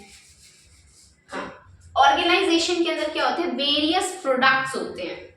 किसी भी ऑर्गेनाइजेशन के अंदर क्या होते हैं? वेरियस प्रोडक्ट्स होते हैं, वो एंटिटी ऑफर करती है। लाइक अगर हम बात करें पतंजलि की, उसके अंदर दंत कांति टूथपेस्ट आ गया, आजकल वो पतंजलि की जीन्स भी आ रही है, हमने देखी है, योगा मैट्स आ रहे हैं, और च्यवनप्राश है ना, दूध, घी, और क्या क्या आ रहा है बताओ, ये और क्या क्या आ रहा है भाई, वो मैंने देखी पतंजलि की कॉपर बोटल्स भी आ रही हैं आजकल, ठीक है, कॉपर बोटल्स, कॉपर जग्स, ये सभी चीजें भी आ रही हैं। मेडिसिन आती हैं बहुत सारी, आई ड्रॉप हो गया या कुछ खाने की होगी, इम्यूनिटी की होगी। कोरोना के टाइम पे तो पूरी कोरोना एक किट लॉन्च कर दी थी। तो ये इतने सारे प्रोडक्ट्स जो ऑफर करता है पतंजलि, ये क्या है उसका? प्रोडक्ट पोर्टफोलियो, ठीक है। अब अगर इसी तरह से आप देख लेंगे प्रोडक्ट पोर्टफोलियो किसका, एक एग्जांपल दिखाते हैं आपको, जस्ट वेट। प्रोडक्ट पोर्टफोलियो हम देखते हैं एचयूएल का। एचयूएल में क्या क्या प्रोडक्ट्स है, लव नहीं, sorry lux, Dove, Vaseline, life boy, धोते जाओ है ना, और भी बहुत सारे प्रोडक्ट्स। तो ये हमारे क्या है एचयूएल के। आशीर्वाद आटा सिगरेट्स भी आती हैं, और तो ये सभी क्या अलग अलग प्रोडक्ट्स ही ऑफर करते हैं। ये है प्रोडक्ट पोर्टफोलियो। इसी तरह अगर आप एप्पल का पोर्टफोलियो देखिए, iPod, iPad, smart watch, MacBook, I watch, है ना। तो ये सभी हमारी क्या है प्रोडक्ट पोर्टफोलियोज है भाई, किसकी, एप्पल की। तो प्रोडक्ट पोर्टफोलियोज को आपने क्या करना पड़ता है, उसका एनालिसिस करना पड़ता है। मतलब ये देखना पड़ता है ऑर्गेनाइजेशन को कि उसके इतने सारे प्रोडक्ट्स के अंदर कौन सा प्रोडक्ट अच्छा है, कौन सा प्रोडक्ट बेकार है, किस प्रोडक्ट से उस एंटिटी को ग्रोथ मिलने वाली है और किससे नहीं मिलने वाली है। तो ताकि जो ग्रोथ वाला प्रोडक्ट है उसके अंदर वो और भी ज्यादा इन्वेस्टमेंट्स कर सके, और जिस प्रोडक्ट से नुकसान हो रहा है उसे वो कम कर सके, उसकी मैन्युफैक्चरिंग या उसका डाइवेस्टमेंट करके। तो ये सभी कैसे पता चलेगा, प्रोडक्ट पोर्टफोलियो एनालिसिस से। और उस प्रोडक्ट पोर्टफोलियो एनालिसिस के अंदर एक टेक्निक होती है जिसे बोला जाता है पीएलसी, प्रोडक्ट लाइफ साइकिल, जो कि आप पढ़ेंगे। हमने क्या कहा था, टॉपिक का नाम याद है आपको, कि हम इधर अंडरस्टैंडिंग लेंगे प्रोडक्ट की, उस प्रोडक्ट के बारे में समझेंगे, प्रोडक्ट के बारे में कैसे समझेंगे। तो एक तरीका है उस प्रोडक्ट के बारे में समझने के लिए, जो कि है पीएलसी, प्रोडक्ट लाइफ साइकिल। मतलब एक पूरी लाइफ साइकिल होती है जो वो प्रोडक्ट फॉलो करता है। सबसे पहले क्या होगा, किसी भी प्रोडक्ट का इंट्रोडक्शन होगा, मतलब हम कोई नया प्रोडक्ट लॉन्च करेंगे, लाइक 5G का आना, है ना। फिर क्या होगा, प्रोडक्ट की ग्रोथ होगी, देन क्या होगा उसका मैच्योरिटी, एंड देन डिक्लाइन। देख ये 4 स्टेजेस होते हैं किसी भी प्रोडक्ट की। सबसे पहले क्या होता है, ग्रोथ, इंट्रोडक्शन, देन ग्रोथ होगी, then maturity and then decline. मतलब इंट्रोडक्शन क्या, अभी ही हमने ये प्रोडक्ट मार्केट के अंदर इंट्रोड्यूस किया है, जस्ट अभी ये प्रोडक्ट आया है मार्केट के अंदर, वो क्या है इंट्रोडक्शन होना, कि हमने कोई नया प्रोडक्ट मार्केट के अंदर इंट्रोड्यूस किया है। फर्स्ट स्टेज हमारी पीएलसी की, दैट इज द इंट्रोडक्शन। ठीक है, एक सेकेंड में एक बेसिक चीज बताऊं, जो ये पीएलसी होता है ना, ये एस शेप्ड कर्व होता है, ये आपका एमसीक्यू बन के आ सकता है। एस की शेप ये नहीं, देखो थोड़ी सी, तो ये एस शेप्ड कर्व होता है, और ये रिलेशन बताता है किसके बीच में, सेल्स के बीच में एंड टाइम के बीच में। ये भी आपका एमसीक्यू बन के आ सकता है कि पीएलसी किसके बीच में रिलेशन शो करता है, between the sale and the time. कैसे कि टाइम के बढ़ने के साथ साथ में आपकी सेल्स के ऊपर क्या इम्पैक्ट आने वाला है, वो क्या बताता है पीएलसी। लाइक अभी अगर प्रोडक्ट इंट्रोड्यूस हुआ है, इस टाइम पे क्या सेल होगी, फिर जब प्रोडक्ट के आगे और टाइम बढ़ा तो उसकी ग्रोथ आई, तब क्या सेल होगी, फिर उसका और टाइम बढ़ा, मैच्योरिटी आ गई, तब क्या सेल होगी, एंड देन और टाइम बढ़ा, फिर डिक्लाइन हो गया प्रोडक्ट, देन क्या सेल होगी। ये क्या बताता है PLC, relation of a product in respect to time and sales. कैसे पता चलता है हमें, पीएलसी कर्व से इस चीज के बारे में पता चलता है। ठीक है, हमने कहा पीएलसी के अंदर ना 4 स्टेजेस होती हैं। सबसे पहले होगा इंट्रोडक्शन, फिर होगा ग्रोथ, देन होगा मैच्योरिटी, एंड देन प्रोडक्ट हो जाएगा डिक्लाइन। आपने कहा कैसे, हमने कहा ऐसे। कैसे, देखो अभी हमने नया नया मार्केट में प्रोडक्ट लाए हैं, मतलब इंट्रोड्यूस किया है नया प्रोडक्ट, लाइक 5G का आना, बिल्कुल अभी अभी लाए, तो ये हमारे लिए क्या हो गया, हमारा प्रोडक्ट का इंट्रोडक्शन हो गया। भाई अभी ही इंट्रोड्यूस किया नया प्रोडक्ट है। अभी सोचो दिमाग में कि कोई प्रोडक्ट हमने अभी इंट्रोड्यूस किया है, जस्ट नाउ मार्केट में लाया है, तो उस प्रोडक्ट, वो कंपनी जो इसको लेकर आई है इस प्रोडक्ट को, अभी सभी के पास 5G नहीं होएगा, क्योंकि लोगों में अवेयरनेस की कमी है। जिसके वजह से इसकी ग्रोथ तो है बट ग्रोथ रेट कम है, लोअर ग्रोथ रेट है, कंपटीशन है ही नहीं। क्योंकि अभी कोई भी ऑर्गेनाइजेशन है, इन्वायरमेंट की उसने देखा, एनालिसिस किया, उसको देखा कि भाई ये अपॉर्चुनिटी है और उसने अपने प्रोडक्ट को लॉन्च कर दिया। कॉम्पिटिटर्स ने तो प्रोडक्ट अभी तक लॉन्च नहीं किया, तो कंपटीशन क्या है, बिल्कुल ही नहीं है, नो कंपटीशन। उसके बाद बताइए आपका जो प्रॉफिट है, बम्पर प्रॉफिट है भाई, बम्पर, ठीक है ना। आपका प्रॉफिट क्या है, मैक्सिमम प्रॉफिट है आपका, बहुत ही ज्यादा प्रॉफिट्स कमा रही है कंपनी, क्योंकि वही एक अकेली कंपनी है जिसने इस प्रोडक्ट को क्या किया, इंट्रोड्यूस किया। कंपटीशन है नहीं, मोनोपोली आप लिए बैठे हैं, तो प्रॉफिट्स क्या है, बहुत ज्यादा है। ग्रोथ रेट कम है क्योंकि लोगों में अवेयरनेस नहीं है अभी अबाउट द प्रोडक्ट, पता ही नहीं कि ये प्रोडक्ट आ गया। अभी आप मुझे ये बताइए, क्या हर एक बंदे के पास 5G है? नहीं है। तो क्योंकि पता ही नहीं है भैया, अभी 5G पता है वैसे, अभी तो स्मार्ट डिजिटल जमाना हो गया, बट फिर भी तो सभी के पास तो नहीं है ना, तो ग्रोथ रेट क्या है, कम है, कंपटीशन है ही नहीं, जिसके वजह से प्रॉफिट क्या है, बहुत ज्यादा है। अभी अभी हमने प्रोडक्ट को इंट्रोड्यूस किया मार्केट के अंदर। देन हमारा क्या होती है, ग्रोथ। दूसरी स्टेज क्या होगी, अभी प्रोडक्ट की ग्रोथ होने लगेगी, लाइक आईपैड। ये दूसरी जो स्टेज होती है ना, ये मस्त स्टेज होती है। अभी लोगों को दिखने लगा कि भाई इस जगह पे ना स्कोप है। आप अगर एक चीज देखेंगे ना, कि जब आपको लगता है कि एक जगह पे कोई दुकान आ गई है, मोबाइल फोन्स की शॉप आ गई किसी मार्केट के अंदर, और उसकी अच्छी ग्रोथ हो रही है, पहले लोगों को नहीं पता कि इस एरिया के अंदर हम मोबाइल शॉप ओपन कर सकते हैं, तो वहां पर एक ही मोबाइल शॉप वाली दुकान थी। अभी अभी नया नया वो आया है, कॉम्पिटिटर्स कुछ है नहीं, ग्रोथ रेट थोड़ी सी स्लो है बट प्रॉफिट मैक्सिमम है उसके। लेकिन जैसे जैसे लोग अवेयर होने लगेंगे ना प्रोडक्ट्स के बारे में कि भाई ये सब आ रहा है, तो उस प्रोडक्ट की ग्रोथ होगी। अब जैसे जैसे लोगों को पता चल रहा है ना 5G के बारे में, तो उसकी ग्रोथ आ रही है धीरे धीरे धीरे धीरे धीरे धीरे। मतलब क्या, समझ नहीं। आईपैड, इधर आपकी सेल्स क्या हो रही है, इंक्रीज हो रही है, बढ़ रही है भैया, आपकी सेल्स मैक्सिमम बढ़े जा रही है, बढ़े जा रही है। आपकी जो डिमांड है, डिमांड वो एक्सपैंड हो रही है, क्योंकि लोगों को पता चल रहा है, तो वो आपके प्रोडक्ट्स की क्या कर रहे हैं, डिमांड कर रहे हैं। अब इधर जो प्राइसेस है ना, वो फॉल हो रहे हैं, क्यों, क्योंकि कंपटीशन आ रहा है।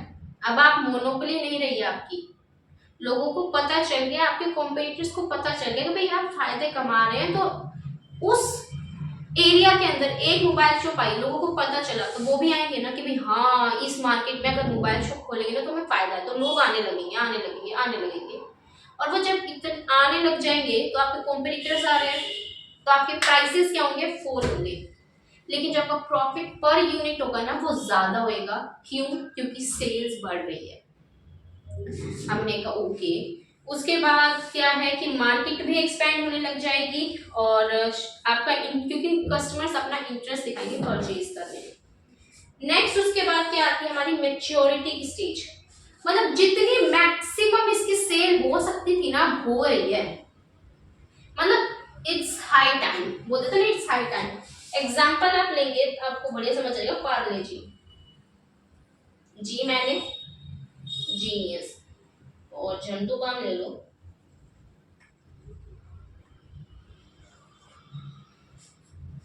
मैच्योरिटी। मतलब मार्केट क्या भी स्टेबल होगी, स्थिर है मार्केट, चेंज नहीं हो रही अभी, एक ऐसी सिचुएशन है मार्केट स्टेबल है।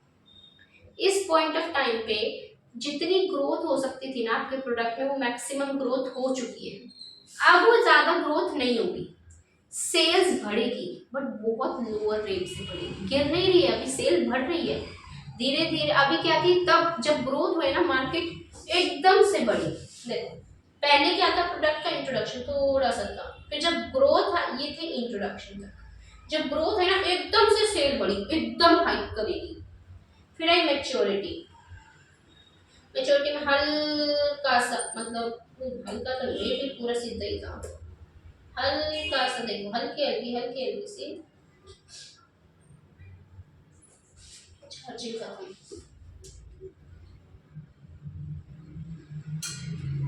देखो अभी क्या थी कि कि आपकी हल्की हल्की ग्रोथ,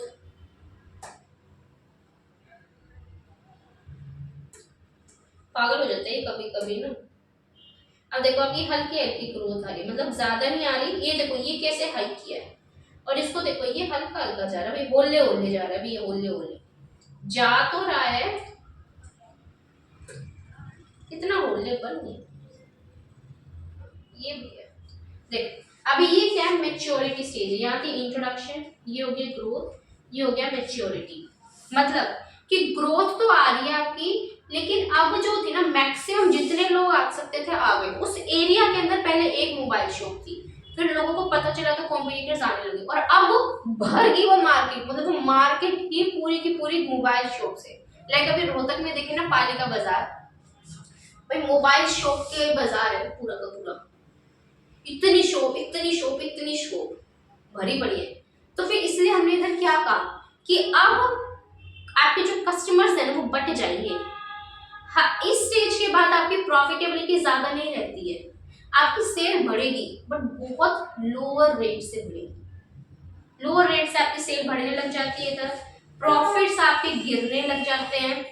गिरने लग जाते हैं क्यों? क्योंकि जो आपकी प्रॉफिटेबिलिटी ग्रोथ में थी वो बहुत ज्यादा थी, लेकिन अब वो इतनी प्रॉफिटेबिलिटी नहीं रहेगी। आपको अपने प्राइसेस लोअर करने पड़ेंगे क्योंकि कॉम्पिटिटर्स बहुत ज्यादा आ चुके हैं मार्केट में। तो प्रॉफिटेबिलिटी गिरेगी, सेल होगी लेकिन लोअर रेट से। मार्केट क्या हो गई है, बहुत ही ज्यादा स्टेबल हो गई है। एक ऐसी पोजीशन होती है जहां पे आपके कॉम्पिटिटर्स मैक्सिमम होते हैं, ठीक है।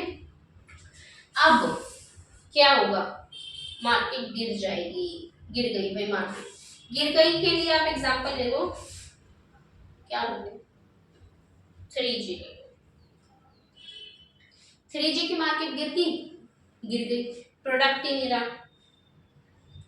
आईपोड ले लो, रहा ही नहीं, अब तो मार्केट से प्रोडक्ट ही उड़ गया ये तो, है ना।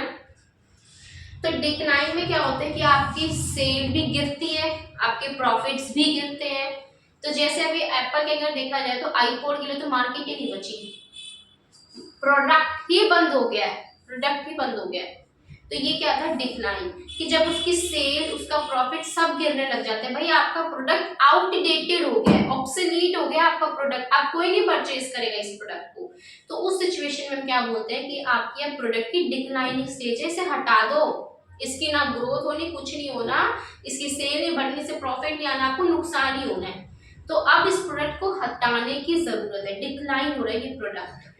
3G कौन है अब ये मुझे बताओ, 3G को जो अब परचेज करेगा 5G के आने के बाद, गिर रही है उसकी डिमांड, बंद ही हो गया है ना, तो बंद हो गया ना। तो इसलिए अब आप समझेंगे कि भाई इस पीएलसी कर ने हमें कैसे हेल्प किया ये जानने में कि हमारे प्रोडक्ट की हम अंडरस्टैंडिंग लें। कि भाई सबसे पहले कहते हैं कि प्रोडक्ट को जब आप नया इंट्रोड्यूस करते हैं ना तो क्या कंडीशन होती है आपके प्रोडक्ट की। जब आपका प्रोडक्ट कोई प्रोडक्ट ऐसा है कि भाई एक एंटिटी के अंदर वेरियस प्रोडक्ट्स होते हैं, तो जब एंटिटी कोई नया प्रोडक्ट लॉन्च करती है ना तो उसके लिए वो प्रोडक्ट उसके इंट्रोडक्शन स्टेज में होता है। उसको पता है कि इस टाइम पे मेरा प्रॉफिट सबसे ज्यादा होने वाला है, कॉम्पिटिटर्स मेरे है नहीं, मेरी सेल भी बढ़ेगी। तो फिर वो उसके हिसाब से अपनी स्ट्रेटेजीज बनाता है। फिर उसी एंटिटी का कोई दूसरा प्रोडक्ट होगा, उस दूसरे प्रोडक्ट में भी अभी इसकी ग्रोथ स्टेज चल रही है तो वो उसके लिए उसके हिसाब से स्ट्रेटेजी बनाएगा। देन कोई प्रोडक्ट होगा उसकी मैच्योरिटी स्टेज चल रही है तो उसके लिए वो उस तरह से स्ट्रेटेजीज बनाएगा। और कोई प्रोडक्ट डिक्लाइनिंग स्टेज में नुकसान दे रहा है हमें, उसके लिए उसके हिसाब से स्ट्रेटेजीज को बनाएगा। तो ये क्या था, प्रोडक्ट की लाइफ साइकिल हमें बताई जाती है, किस तरह से ये प्रोडक्ट जो है चलेगा पूरा। देखेंगे कि पीएलसी होता क्या है। एस शेप कर्व है, रिलेशन बताता है सेल्स एंड टाइम में। 4 स्टेजेस होते हैं, introduction, growth, maturity and decline. फिर हमने देखी फर्स्ट स्टेज क्या होती है, इंट्रोडक्शन स्टेज। ग्रोथ क्या है, स्लो ग्रोथ, सेल्स ग्रोथ है, मतलब आपकी सेल में ग्रोथ है बट स्लो है, अभी एकदम से सेल नहीं बढ़ रही क्योंकि लोगों को अवेयर ही नहीं है आपके प्रोडक्ट के बारे में। कंपटीशन बिल्कुल ना के बराबर है, प्राइसेस बहुत ज्यादा है, मार्केट लिमिटेड है कि लैक ऑफ अवेयरनेस है, भाई ग्रोथ है लोअर रेट्स, मैंने कहा ना कि ग्रोथ तो है बट लोअर रेट्स है भाई, क्योंकि लोगों को पता ही नहीं प्रोडक्ट के बारे में, तो वो डिमांड कैसे बढ़ाएंगे। दूसरी हमने कही हमारी ग्रोथ स्टेज, मार्केट ने उसको एक्सेप्ट कर लिया है, आपकी ग्रोथ एक नंबर हो रही है, डिमांड एक नंबर हो रही है, आपके प्राइसेस गिर रहे हैं क्योंकि आपका कंपटीशन इंक्रीज हो रहा है। उसके बाद तीसरी हमने कहा मैच्योरिटी स्टेज, आपकी ग्रोथ कम होती जा रही है, सेल्स में आपकी ग्रोथ कम होती जा रही है, कंपटीशन बहुत तगड़ा होता जा रहा है, तो प्रॉफिट्स भी आपके गिरते जा रहे हैं। और फोर्थ स्टेज जो हमने पढ़ी दैट इज हमारी डिक्लाइन स्टेज, आपके यहाँ पर क्या हो रहा है, सेल्स भी गिर रही है, प्रॉफिट्स भी गिर रहे हैं, इसलिए जरूरी है कि आप प्रोडक्ट को रिप्लेस कर दें। तो ये हमने बताया कि आपकी स्ट्रैटेजी ना वैसे ही होगी कि आप इस प्रोडक्ट को रिप्लेस कर दीजिए, भाई इस प्रोडक्ट में नुकसान है, लाइक एप्पल का आईपोड आपका, या फिर 3G ले लो, 2G ले लो, ये सभी ये बंद हो गए, क्यों? क्योंकि भाई नुकसान हो रहे थे।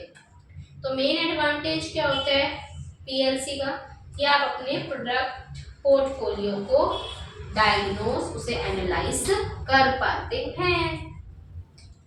खत्म, ये था। So this was all about, ये देख लो, आपको कुछ लिखना है किसी चीज इसमें, एग्जांपल्स जो है अगर आपको नोट डाउन करने हैं तो फटाफट से नोट डाउन कर लीजिए।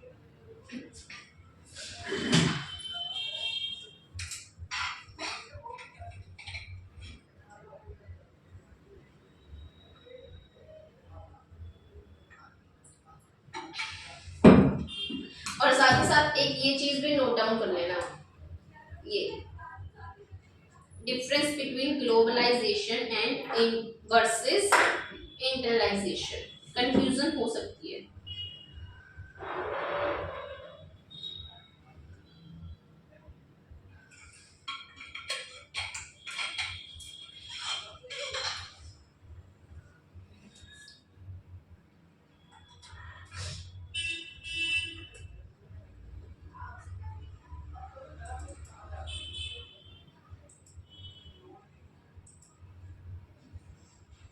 ठीक है,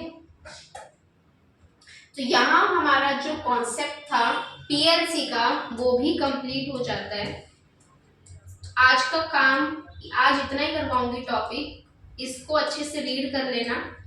कल हम पढ़ेंगे वैल्यू चेन एनालिसिस और इंटरनेशनल हमारी इन्वायरमेंट क्या होता है उस चीज के बारे में कल स्टडी करेंगे। आज क्या करें, पहले उसकी लेंगे रिवीजन एंड देन क्लास को करेंगे माइंड मैप। देखिए हमने पढ़ा कि इंटरनलाइजेशन होता क्या है, ग्लोबलाइजेशन होता क्या है, कि जब आप अपने प्रोडक्ट्स को सेल करने लग जाते हैं अक्रॉस द नेशनल बाउंड्रीज, उसे बोला जाता है ग्लोबलाइजेशन। लेकिन जब कंट्री की बात की जाती है तो वो ग्लोबलाइजेशन, लेकिन जब एक पर्टिकुलर कंपनी की बात की जाती है तो वो होता है इंटरनलाइजेशन, मतलब कंपनी अपनी इंटरनल डेवलपमेंट कर रही है। ओके, फिर उसके बाद हमने क्या देखा कि कैरेक्टरिस्टिक्स क्या क्या होंगी किसी भी ग्लोबल कंपनी की, कॉमन ओनरशिप का होना, कॉमन पूल ऑफ रिसोर्सेज का होना। उसके बाद हमने क्या कहा कि उनके अंदर कॉमन स्ट्रैटेजी का फॉलो होना। देन अगर आपको इंटरनलाइजेशन करना है, अगर आपको जो होती है इंटरनेशनल स्ट्रैटेजिक प्लानिंग करनी है, तो क्या स्टेप्स हैं जो फॉलो किए जाएंगे। सबसे पहले हम देखेंगे क्या अपॉर्चुनिटीज हैं, क्या थ्रेट्स हैं। देन उसके बाद हम क्या देखेंगे कि स्कोप क्या है उस फर्म का। फिर उसके बाद हम क्या बनाएंगे, फर्म अपने ग्लोबल ऑब्जेक्टिव्स बनाएंगी and then distinct corporate strategies को फॉर्म किया जाएगा। फिर देखा कि अगर आप ग्लोबलाइजेशन करते हैं तो क्या क्या बेनिफिट्स हैं जो आपको मिलेंगे, कि भाई आपको ग्रो जब आप करना चाहते हैं, नीड टू ग्रो, पहली चीज। फिर हम कहते हैं कि भाई हमारे यहाँ पर डोमेस्टिक मार्केट हमें लग रहा है कि एडिक्वेट नहीं है, हमारी जो ट्रांसपोर्टेशन की कॉस्ट है वो कम हो जाती है, श्रिंक हो जाता है जो हमारा टाइम एंड डिस्टेंस है। उसके बाद हमने क्या कहा कि स्ट्रैटेजिक अलायंसेस हम फॉर्म करते हैं, उससे हमें कॉम्पिटिटिव एडवांटेज, कोर कॉम्पिटेंसीज मिलती है। फिर हमने कहा कि भाई हम अपने मार्केट को इंटीग्रेट कर लेते हैं और उससे हमें बेनिफिट्स मिल जाते हैं। देखो इंटीग्रेट करके एक लार्ज हमें सेक्टर मिल जाता है, रिसोर्सेज की अवेलेबिलिटी होती है हमें चीपर, ठीक है ना, चीप लेबर हमें अवेलेबल हो जाती है। एंड यही खत्म नहीं होता कि प्राइवेटाइजेशन भी हुआ जिसकी वजह से गवर्नमेंट का इंटरफेरेंस भी कम हो गया, तो ये चीज भी हमें ग्लोबलाइजेशन में बेनिफिट देती है। फिर हमने देखा कि हम अंडरस्टैंडिंग लेंगे अपने प्रोडक्ट की, जिसके लिए एक कॉन्सेप्ट होता है पोर्टफोलियो एनालिसिस, और उस पोर्टफोलियो एनालिसिस के अंदर आप देखते हैं पीएलसी, प्रोडक्ट लाइफ साइकिल, जो कि एक एस शेप्ड कर्व है। ये एक रिलेशन बताता है क्या कि भाई क्या रिलेशन है आपके प्रोडक्ट के आपकी टाइम के अंदर एंड सेल्स के अंदर, कि टाइम के बढ़ने के साथ साथ सेल्स के ऊपर क्या इम्पैक्ट आ रहा है आपके प्रोडक्ट के, ये बताती है प्रोडक्ट लाइफ साइकिल। इसके अंदर 4 स्टेजेस हमने देखे, introduction, growth, maturity and then decline, और इस चीज के भी आप क्या मिलते हैं, बेनिफिट्स मिल जाते हैं। कि भाई इंट्रोडक्शन में अभी नया नया प्रोडक्ट आया है आपका, तो आपकी ग्रोथ तो है बट लोअर रेट से, आपका प्रॉफिट क्या है, बहुत ज्यादा है, मार्केट का साइज कम है क्योंकि लोगों में अवेयरनेस कम है, आप ही अकेले हैं, कॉम्पिटिटर नेग्लिजेंट है, बिल्कुल नेग्लिजिबल है। उसके बाद हमने कहा कि ग्रोथ हो रही है, आपकी सेल हाइक कर रही है, आपका प्रॉफिट बढ़ रहा है, बट प्रॉफिट जो आपका टोटल में प्रॉफिट था वो कम है, लेकिन जो आपका प्रॉफिट पर यूनिट है वो बहुत ज्यादा है। कंपटीशन भी धीरे धीरे बढ़ रहा है क्योंकि लोग अवेयर हो रहे हैं, आपकी सेल्स बढ़ रही है, ग्रोथ हो रही है। एंड देन हमने क्या पढ़ा, मेच्योरिटी, प्रोडक्ट भी अब मेच्योर हो गया, आपकी जो सेल पर यूनिट थी वो कम होने लग गई है, सेल्स पर यूनिट कम होने लग गई है, प्रॉफिट्स भी आपके कम होने लग गए हैं, लेकिन बढ़ रहे हैं, प्रॉफिट्स इंक्रीज हो रहे हैं बट लोअर रेट्स, ठीक है। फिर उसके बाद हमने क्या कहा, आप या यूं कह सकते हैं कि प्रॉफिट्स इंक्रीज हो रहे हैं लेकिन डिक्रीजिंग रेट से। फिर हमने कहा कि डिक्लाइन, अब तो सब कुछ गिर रहा है, प्रॉफिट्स भी गिर रहे हैं, सेल भी गिर रहे हैं, बेटर यही होगा कि प्रोडक्ट को कर दिया जाए रिप्लेस। तो आज के लिए इतना ही, रिवाइज कर लेना जितना भी आज तक करवाया है अभी तक, मतलब इस चैप्टर को, चैप्टर नंबर 2 को रिवाइज कर लेना बस। अगर वीडियो अच्छी लगी तो लाइक कर देना, और अगर कुछ भी डाउट आता है या कुछ भी पूछना है किसी भी चीज़ से रिलेटेड तो कमेंट सेक्शन में भी कमेंट कर देना, मैं आपको रिप्लाई करूंगी डेफिनेटली। मिलते हैं कल क्लास 3 के साथ इस चैप्टर नंबर 2।